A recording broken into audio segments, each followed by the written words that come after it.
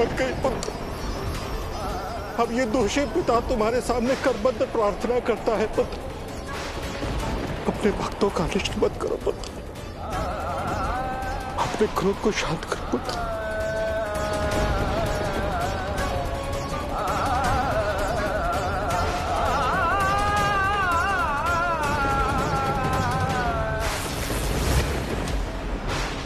नंदी, अब भी अवसर है, हट जाओ और अपने प्राणों की रक्षा कर लो। मैं नहीं हटूंगा, मैं आपको नहीं जाने दूंगा।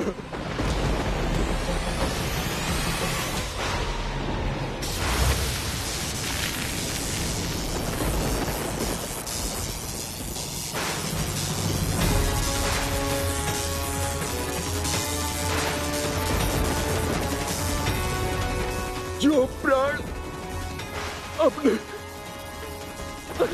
माता और प्रभु के काम ना आ सके, उसका निष्प्राण हो जाना ही श्रेष्ठ करे माता।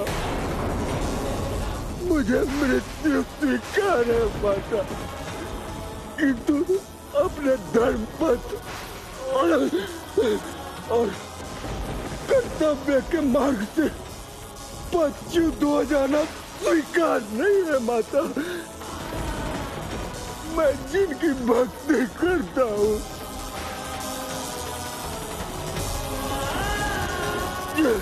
उन्हें क्रोध का भाजन नहीं बनने दूंगा माता।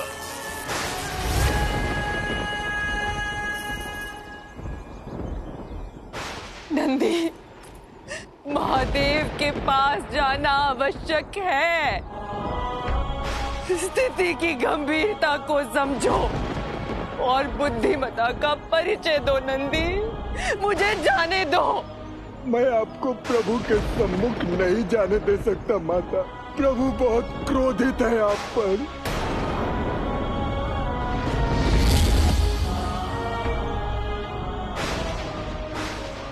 नंदी सही कह रहे हैं बहन, इस समय तुम्हारा वहां नहीं जाना ही उचित है, क्योंकि वो आपसे पहले से ही क्रुद्ध है।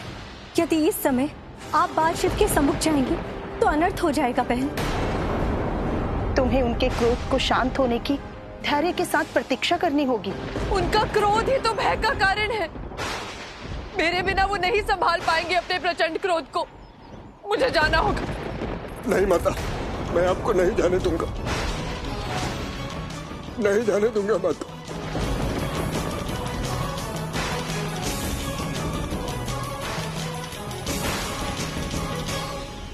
नहीं पुत्र, ये समय क्रोध करने का नहीं है, ये समय तो प्रार्थना का है पुत्र। प्रार्थना में ही वो शक्ति है जो तुम्हारी मां को पाषाण से उसके मूल स्वरूप में परिवर्तित कर सकती है पुत्र। तुम्हारी मां स्वयं अपने मुख से पाषाण बन जाने का वास्तविक कारण बता पाएंगी पुत्र। कारण देवी पार्वती ही है ऋषि, उन्होंने इन्हें पाषाण बनाया। असंभव है ये।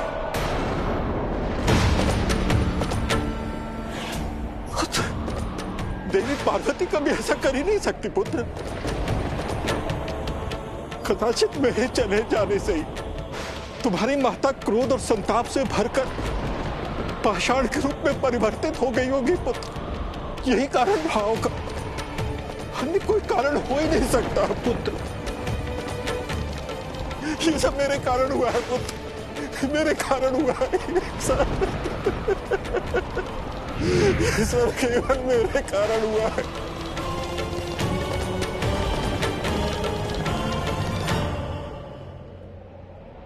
नहीं पिताश्री, माँ किसी भी मरुदशा में स्वयं को हमसे दूर नहीं करेंगी। किसी ने माँ को पाषाण बनाया है पिताश्री, ताकि हम अनाथ हो जाए, पात्रविहीन हो जाए।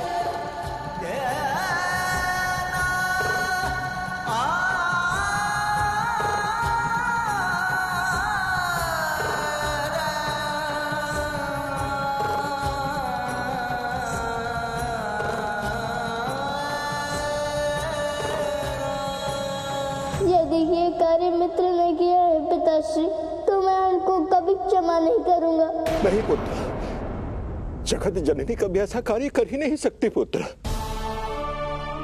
जो जगत की जननी है पुत्र, वो संसार की जननी के साथ कभी ऐसा व्यवहार नहीं कर सकती पुत्र। अवश्य ये कोई बहुत बड़ा षड्यंत्र है पुत्र। आपके कहने का अर्थ क्या है?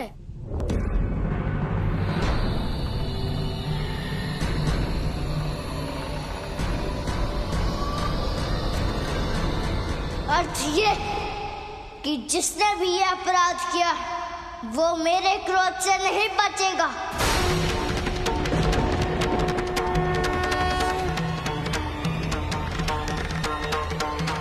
नहीं पुत्र, इनकी बातों पर ध्यान मत दो, कुछ भी कहते रहते हैं ये। और पुत्र, मेरा हृदय तो ये कहता है कि तुम्हारी माता अब अधिक समय तक पाषाण के रूप में नहीं रहेंगे पुत्र।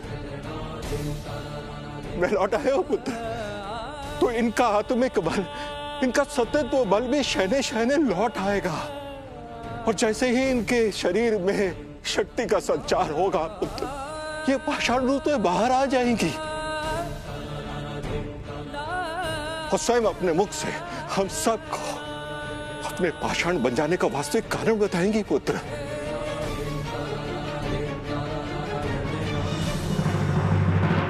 नारायण नारायण। प्रणाम देवर्षि। प्रणाम नंदी जी। प्रणाम माता। क्या संदेश लेकर आए हैं देवऋषि? शुभ संदेश लेकर आया हूं माता। ऋषि अत्रि के प्रयासों से जगत के भस्म होने का संकट टल गया माता। अर्थात शिव का तीसरा नेत्र नहीं खुलेगा? नहीं खुलेगा माता। जो कार्य किसी के वश में नहीं था, अंततः पिता ने उसे पूर्ण कर दिया। उन्होंने स्नेहपूर्वक प्रभु को समझाकर शांत कर दिया।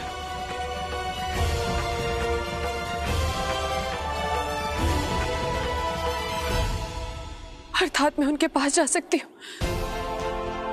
वो अत्यंत पीड़ा में होंगे बहन, और उनकी पीड़ा को कम करने के लिए मुझे उनके पास शीघ्र जाना होगा। मैं जा रही हूँ। नहीं माता,